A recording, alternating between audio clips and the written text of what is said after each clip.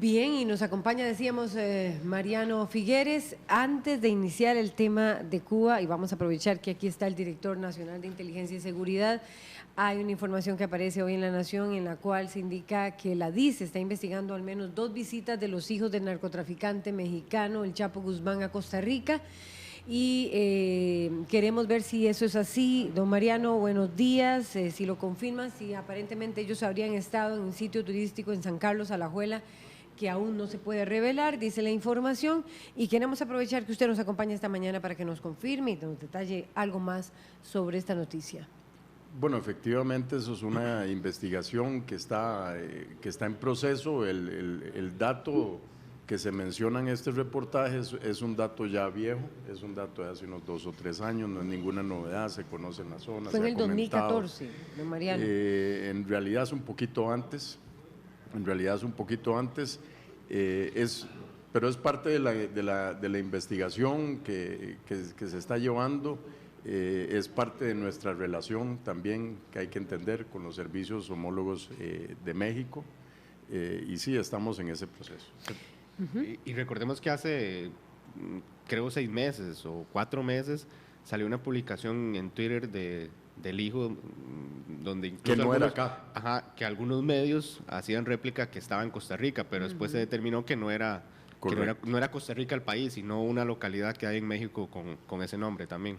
Es correcto, no fue acá. Son 8 hijos los que tiene él. No se sabe, hay 3 que son investigados por narcotráfico, es así. No se sabe cuáles fueron los que estuvieron aquí en tierras sancarleñas, que habrían estado en tierras sancarleñas. Sí, se tienen datos sobre eso, pero es el tema específicamente que estamos trabajando con los homólogos en México.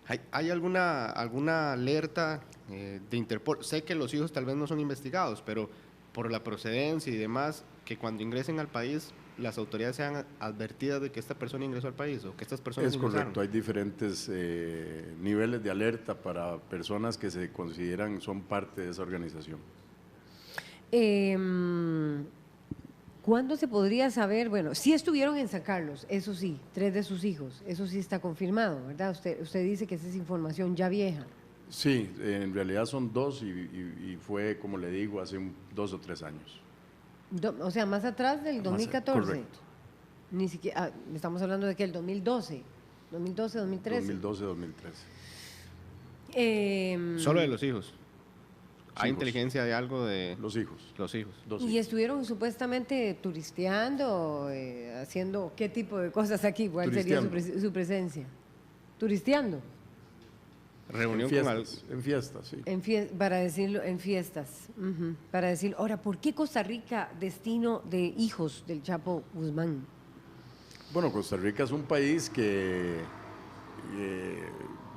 aprecia mucho su democracia y es un país de libre tránsito, de libre reunión. No nos debe extrañar que seamos visitados por personas de todas partes del mundo.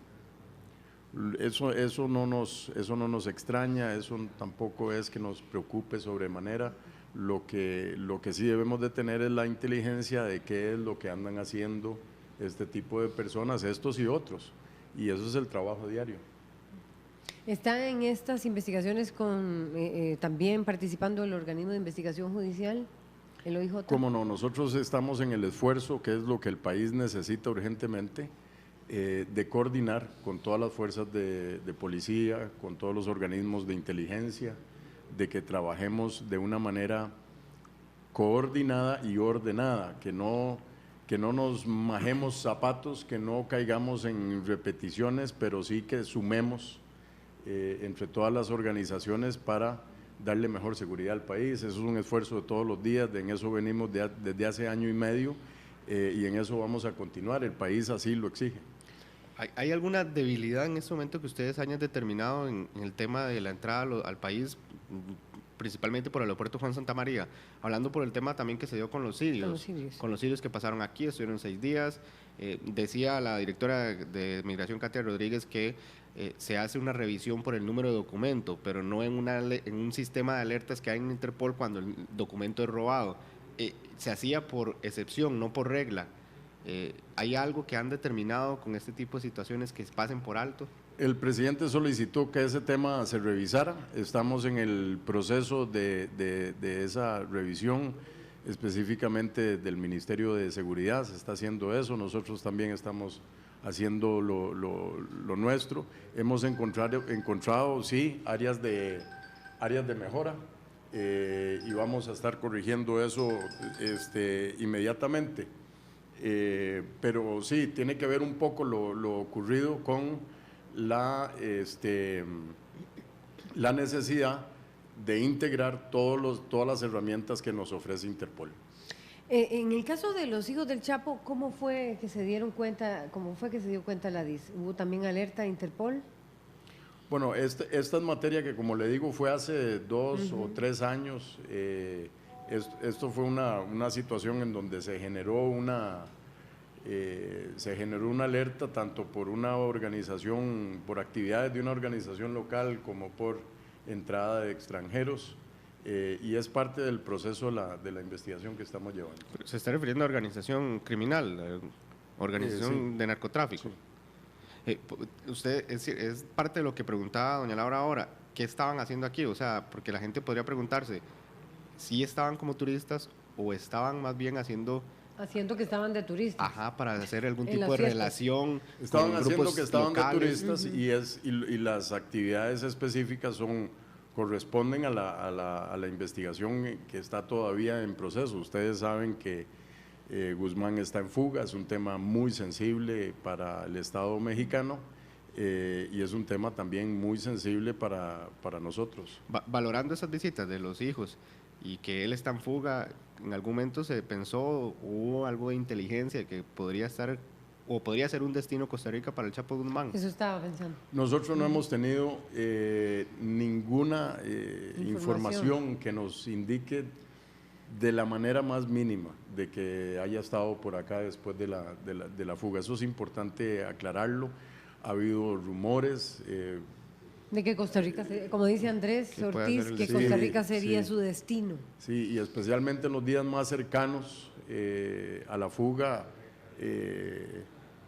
hasta llegaban informes de que lo habían visto y que habían visto pasar caravanas de carros y que habían visto gente armada. Y todo esto obviamente pues se investigó, se revisó, pero podemos tener la tranquilidad, la calma de que en estos momentos no hay ningún indicio de que haya pasado por acá después de la fuga ni que venga para acá. ¿Y por qué San Carlos? Digo, San Carlos han habido ya... San Carlos lindísimo. Pero han habido su situación criminal y uno lo siente en su población, esa queja permanente, manifestaciones de los sancarleños.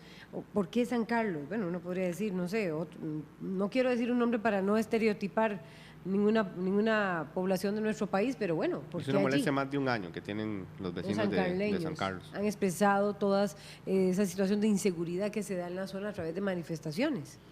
Sí, eso, bueno, me consta que la zona ha sido visitada ya varias veces por distintos jerarcas del Estado, tanto del Poder Judicial, del OIJ, el Ministerio Público, el fiscal adjunto, el fiscal general, el ministro de Seguridad, distintas partes del Ministerio de Seguridad, nosotros mismos.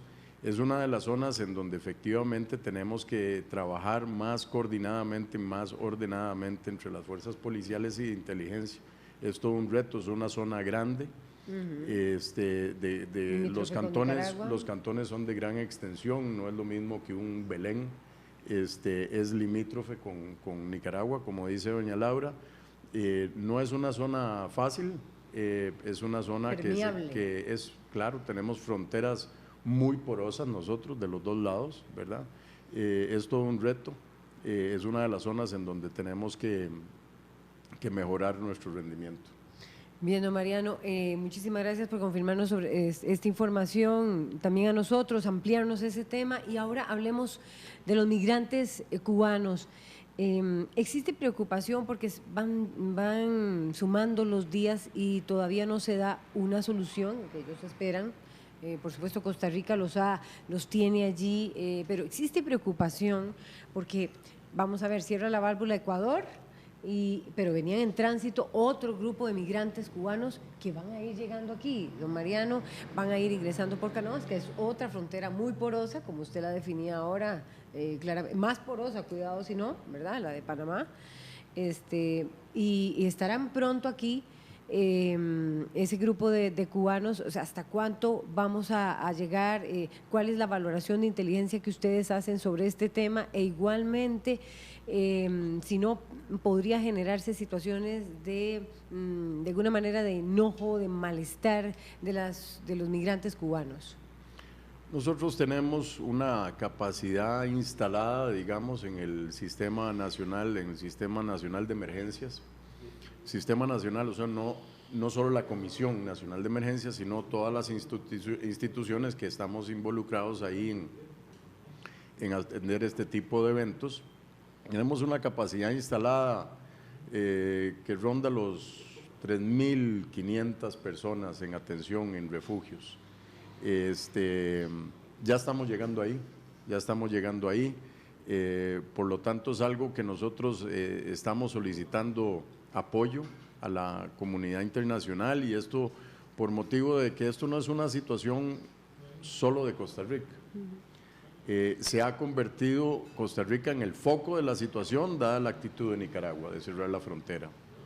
Pero esto no es una situación que le concierne solo a Costa Rica, es una situación que arranca por la ley pies mojados o la política pies mojados, pies secos, que incentiva este tipo de migración. Nosotros no entendemos por qué se les obliga a darle la vuelta a pasar este calvario, con tremendos peligros. Es algo que nos acongoja muchísimo, porque ya el migrar es una tragedia para un ser humano, para una familia. El desarraigo es sumamente doloroso, la incertidumbre es sumamente dolorosa, pero además estar expuesto a esta serie de peligros es algo que no debe ser. Por eso nosotros hemos planteado la necesidad de abrir los esquemas de relación entre los países que nos permitan darles la posibilidad de una migración que sea segura, una migración que sea ordenada. Ellos no vienen a quedarse acá, ellos van para Estados Unidos. En eso estamos trabajando en dos tipos de negociaciones. Uno es hacia el sur, por lo que dice usted, doña Laura, todo lo que nos viene, que ya ciertamente Ecuador, que tiene una política migratoria de apertura total al mundo, ya puso requerimiento de visa a partir del 1. Y bueno, ahí hay que hablar también con Colombia, hay que hablar con Panamá. En Puerto Valdía tenemos ya más de 1.000 cubanos. Panamá nos está ayudando en eso, pero también estamos hablando con Colombia. Colombia también nos confiesa de la porosidad de su frontera con Ecuador y los esfuerzos que ellos están haciendo por contener allá. Aspiraríamos a que personas que están varadas, entre comillas, en esos países puedan, una vez que esto se logren fructifiquen las negociaciones para darle solución a esto, que puedan pasar directamente desde esos países sin tener que venir a Costa Rica. Y bueno, hacia el norte de Nicaragua también se está en conversaciones. Son temas sensibles. Nuestra región también tiene países de grandes emigraciones, de nacionales, y entonces pues se mezclan los dos temas. De salvadoreños, se mezclan los dos temas. Y hondureños. Los mismos ecuatorianos, ¿verdad? Que es donde comienza este flujo, ¿verdad? Tienen una situación también ellos en cuanto a ese tema. Entonces son temas sensibles y son temas que hay que tratar con muchísimo cuidado a nivel diplomático. ¿Cómo está el ánimo en la cruz? Porque estamos hablando de casi 3.000 cubanos que están ya, si no me equivoco, mañana serían 22 días de estar ya en la cruz en Guanacaste. En algún momento al inicio se puede tomar como bien algo que está haciendo el gobierno, que está haciendo el país por estas personas, pero en algún momento algunas personas pueden ya comenzar a sentir una serie de molestia. Bueno, lo primero es que nosotros debemos de agradecer, felicitar a un pueblo que se ha portado de una manera por encima de ejemplar, por encima de sus necesidades, ha abierto los brazos a esta situación humana, y eso es algo que no solo en Costa Rica está siendo valorado, sino que internacionalmente se está viendo que Costa Rica y pueblos específicamente como La Cruz están dando un enorme ejemplo, ¿verdad?, de humanismo y de comprensión de lo que es en todo el mundo la tragedia de las migraciones. Y Costa Rica está dando ejemplo, Costa Rica está sentando cátedra, y eso arranca por pueblos como La Cruz. Eso hay conciencia dentro de esa comunidad migrante, y sí, también pasan los días y aumentan las tensiones. Estamos haciendo todo lo posible por manejar esas ansiedades, en el sentido de dar todos los apoyos que este tipo de crisis merecen que se les den. Hay ansiedad por saber, bueno, es que queremos saber ya, queremos saber hoy qué va a pasar.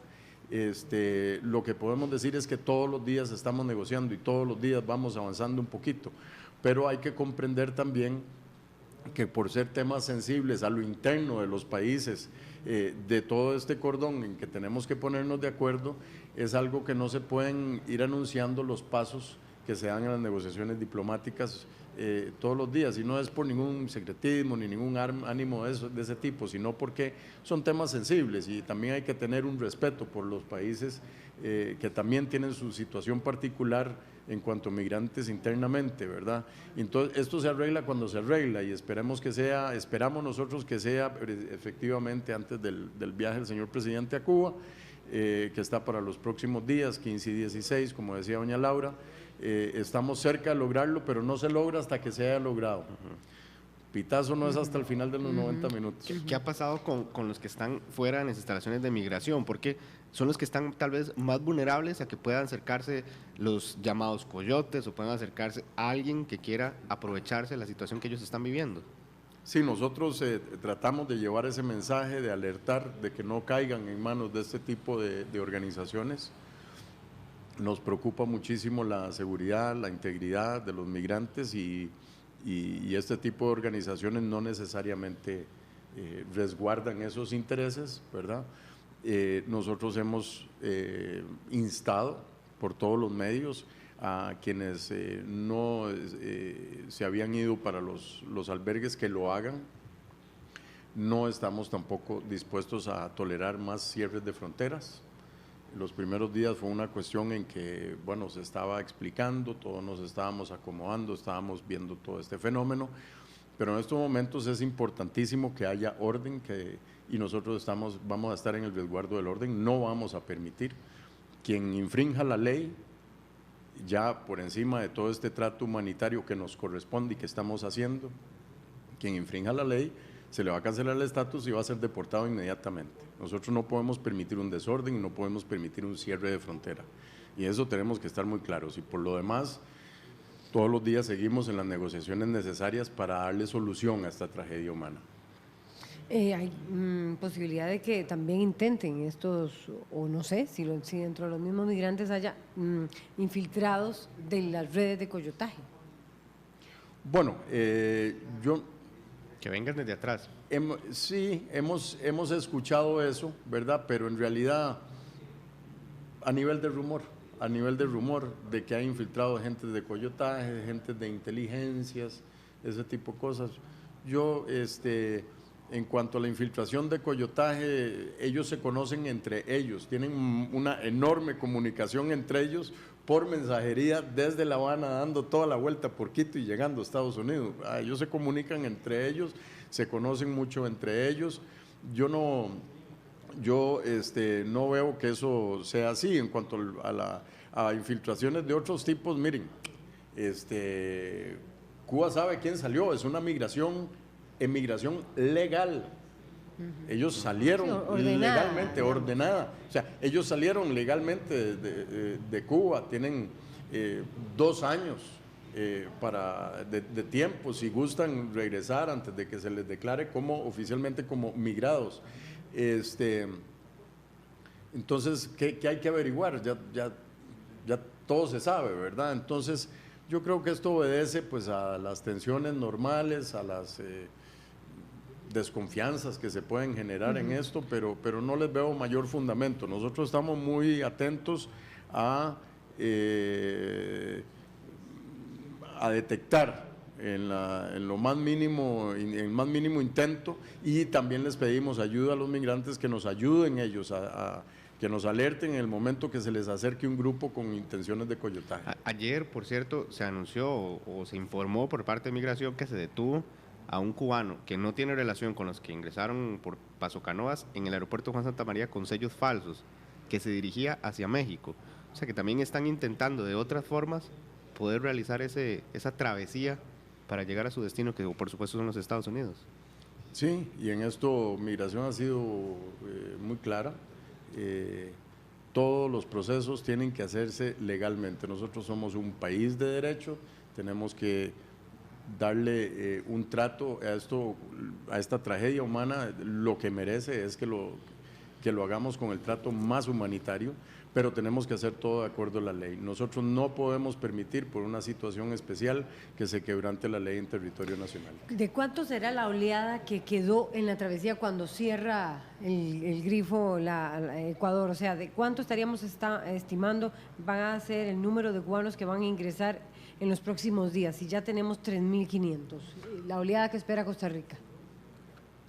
Esto va a depender en mucha medida de las negociaciones que se están llevando a cabo en estos momentos. Va a depender de cuál sea la actitud que tenga Ecuador, de la actitud que tenga Colombia, de la actitud que tenga Panamá, ¿verdad? Entonces, cualquier número que se dé podría ser una irresponsabilidad, en el sentido de que, bueno,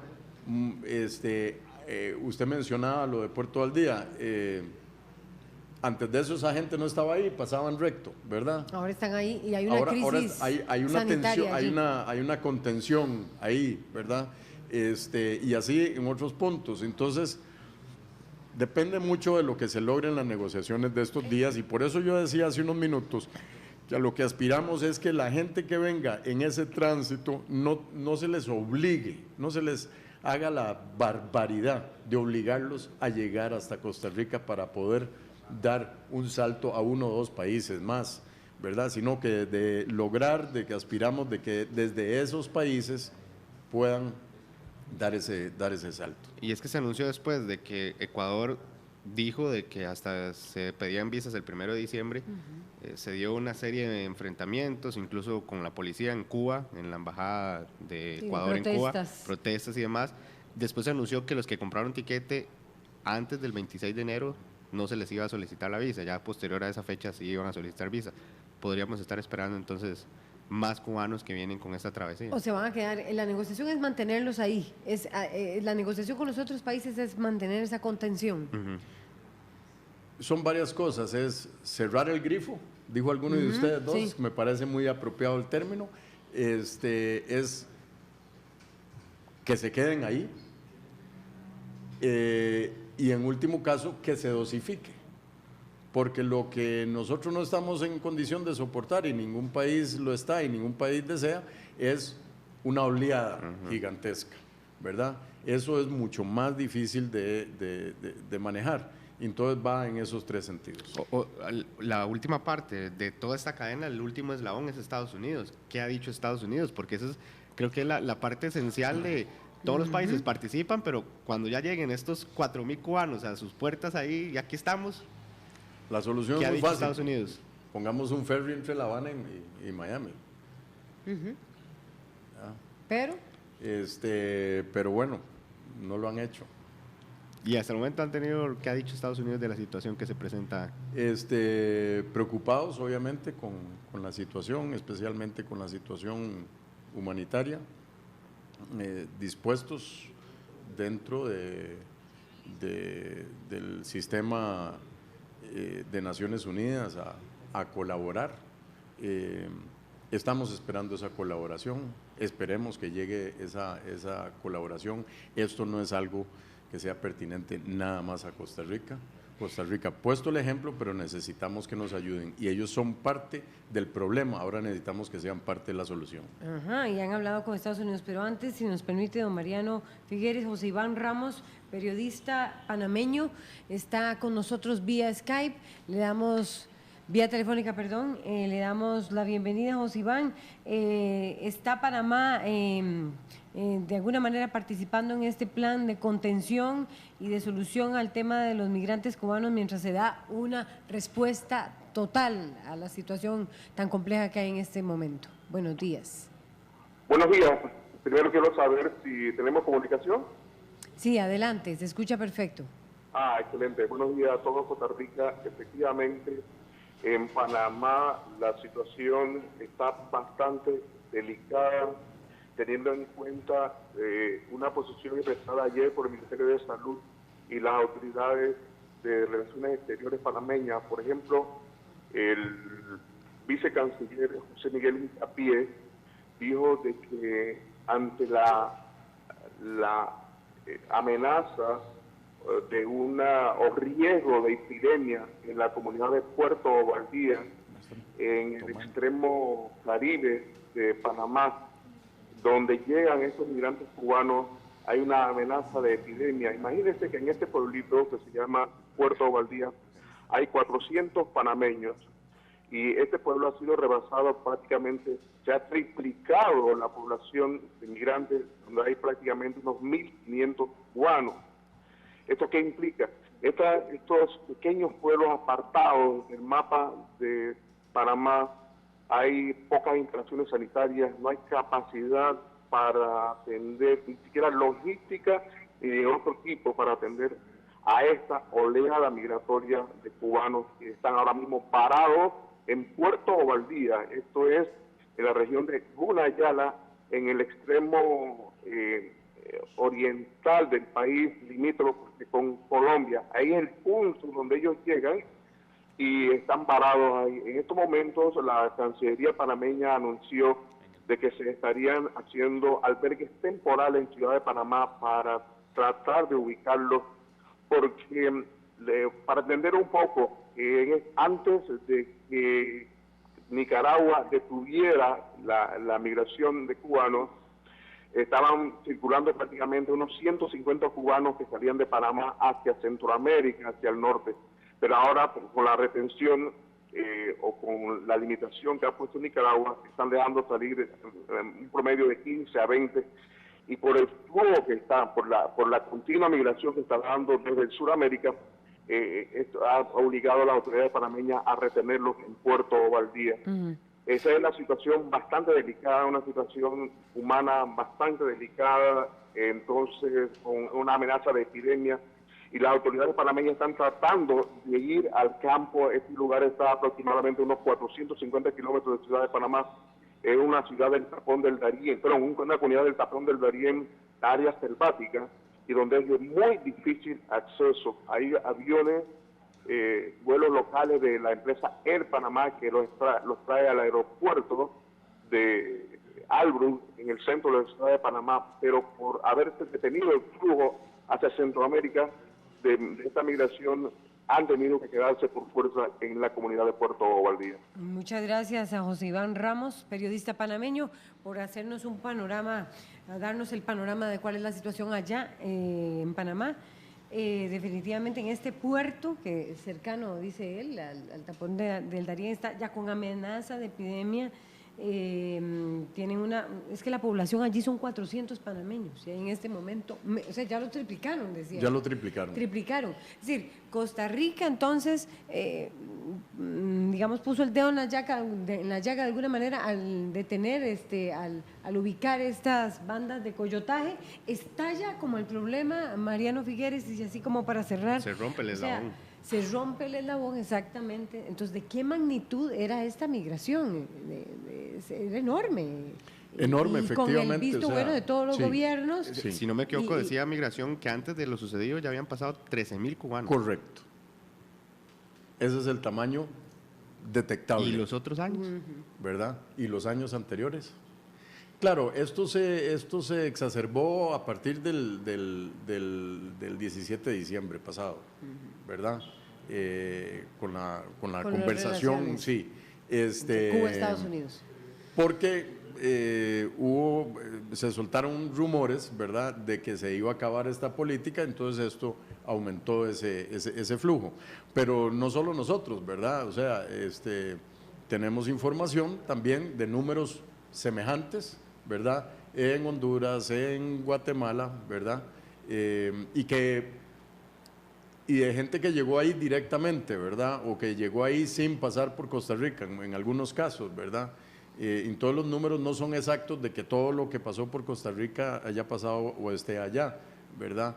Pero sí, lo rescatable, desgraciadamente, es que nos dibuja el tamaño de este flagelo enorme que hay en el mundo de tráfico de personas. Mariano, ya para cerrar, Mariano Figueres, director de inteligencia, si ustedes creen que de verdad antes del 15 haya una respuesta, ¿y quiénes serían los actores principales? ¿Será México? ¿Será Guatemala? ¿Cuáles serán esos actores principales para llegar a una solución a esta crisis que está estallando en Panamá, que Costa Rica tiene un manejo diferente del tema sanitario, pero por ejemplo a Panamá sí le está reventando en el tema sanitario y probablemente debe estar generando ya sus consecuencias en Colombia? Yo no diría que hay actores claves, yo creo que esto es que cada uno del eslabón geográficamente es parte de la situación y tiene que ser parte de la solución, dando toda la vuelta, desde Cuba a Ecuador, Colombia a Panamá, Costa Rica, saltándonos a Nicaragua, Honduras, Salvador, Guatemala, México, Estados Unidos. Pero si hay respuesta, habrá solución de aquí al 15 de diciembre, el presidente se irá a Cuba sin ese peso en la espalda. En estas cosas uno obviamente, como no depende de nosotros, no lo podemos garantizar, pero se está, o sea, me consta que Cancillería está sin descanso, sin cesar, sin horarios en este tema, y son muchos frentes de negociación, pero sí nos mantenemos en que aspiramos a que esto esté resuelto en buena medida antes del viaje del señor presidente. Bueno, muchísimas gracias a Mariano Figueres, director de Inteligencia y Seguridad. A la orden, muchas gracias por invitarnos.